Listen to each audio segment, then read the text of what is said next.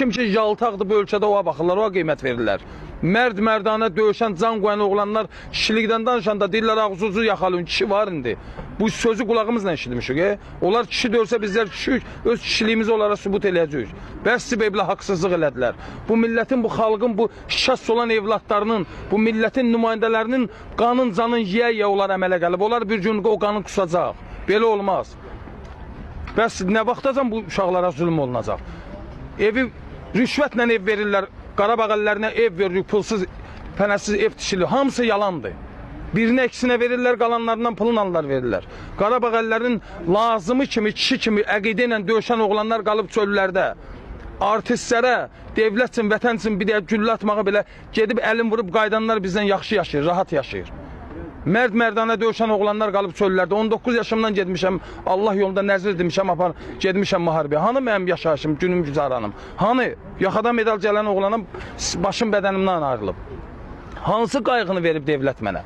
Nərimanov rayonuna gedirəm, icra hakimiyyəti təyin olunandan bəri mən onun qaybılına düşə bilməmişəm. Yoxdur bu adam. Adı var ki, Nərimanov rayon icra hakimiyyətinin qəbul günü var. İcra hakimiyyətinin özü yoxdur. Nərimanov deyil, sizi satıldı. Gəlir, mavinləri qəbul edir, heç bir dərdə də dərman olmur onların qəbulu. Nə? Darıxma, ev verəcəyik, Məmmədov, bilirik sən qəhrəman döyüşsən, ulu öndərimiz tərəfindən medala layiq görülmüsən, biz bilirik sən necə layiqli döyüşçü olmuşsan. Hər görüşdə bir də yastıq qoyurlar başımın altına, o boynum mazol olub. Kürəyim ağrı tutuşub da, yastıqda yata bilmirəm mən. Belə olmaz. Bizim məndən başqa nə qədər əlil yoldaşlarımız hamısı aldadılır. Hamısı yastıq qoyurlar başının altına gedir, ömür keçib. Bizim ən yaşı az olanımız 40-dan yuxarı yaşı var.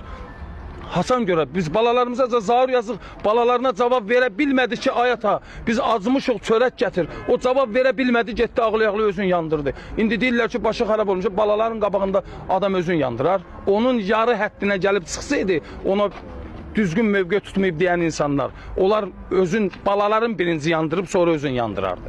Bunlar var, bu düşünmək lazımdır. Gəl əqidəsiz, şəs şəkildə baxmayaq belə şeylərə. Görün, baxağın, düşünək insan kimi ki, gör hansı həddə gəlib çıxıb bu bədbəxt, hər şey gözündən çəkilib şifsu, bu torpaqda, bu vətəndə yaşamağa nə balalarımın, nə mənim yerim yoxdur. Özün ot vurub yandırıb. Çoxlar deyirlər ki, düz eləmir, uşağın qabağında özün yandırar. Bəs uşağın qabağında dərin, canlı şəkildə yanır ha. Ay ata, mən falan şey istəyirəm.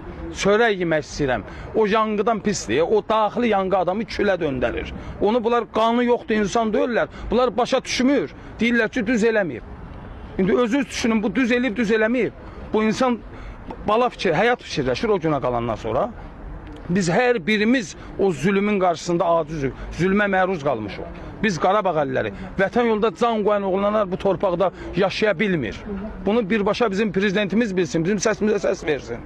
Bu bəzi qudurmuş məmurlar bir mənalı şəkildə bunlar qudurublar, əməlli başlı azğınlaşıblar. Bunlar bizi didib parçalayıb yemək istəyir. Biz deyəndə ki, biz Qarabağ əlliyik, biz öz haqqımızı istəyirik, biz yaşamaq istəyirik.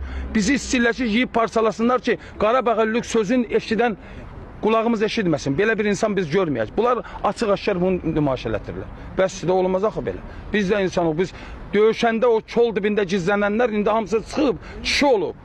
Ən bərk gedən maşınlarda onlar gəzir, evlərdə işlə. Biz də balaca bir də çoğma istəyirik. Biz də balalarımızı yaşadmaq, bizim haqqımız yoxdur. Axı ən böyük haqq bizimdir. Oğru elə çığırdı ki, doğrunun bağrı yarıldı. Bu misallar çəkirlər. Amma bu fakt bizim həyatımızda özünü əks elətdirir.